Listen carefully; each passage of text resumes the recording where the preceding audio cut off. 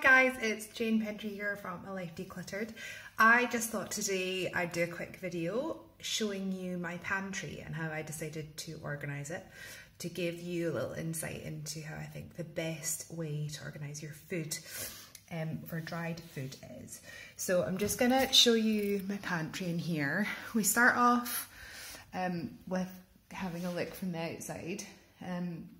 So I designed this kitchen specifically to have a pantry because I love being able to walk in and see exactly what I've got in one go. So at the top you can see I've got some baking stuff, just because I don't do that much baking, so I've kind of left it up there, but everything's still in jars where it's needed, so that you can see at a glance. And then next I've also got all of the kind of oils and condiments, because I think that's probably the bit you use the most, so I've got that very much at eye level you can get to. The next I have got dried goods, so I put together rice, quinoa, the pastas. I've got these little boxes from IKEA which are really helpful because you can just take the whole thing out when you're deciding what to make for dinner in the evening. And then the next one down I've got spices again in here, and then this is one of those document folders that you can get from IKEA that's really helpful for vitamins. I've also got kind of tin foil and things in there. So those are the three on that side of the wall. And then if we look in the middle at the top, I've just got some drinks and things, and then tea and coffee, again eye level because that's what you use all the time. The next one down, you can see I need to do a bit of a food shop, but I've got cans and then fresh things, and I always try and keep it in a glass container because I think it's much easier to see.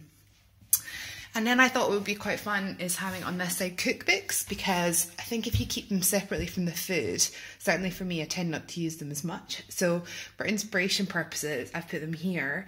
And I've also painted bits of the pantry with that blackboard paint, which I find is really good because you can just pop up what you need as and when you need it. And because I've got this pantry in the kitchen, I don't actually keep any food in the kitchen itself apart from the fridge. So when I'm trying to decide what to cook for dinner, I can come straight into the pantry and have a look.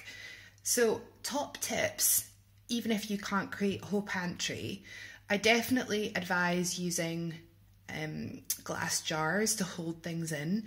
I don't religiously do it, so I think you can end up spending more time putting things into jars than not, but certainly for everyday items I think it's much easier to see how much you've got of it.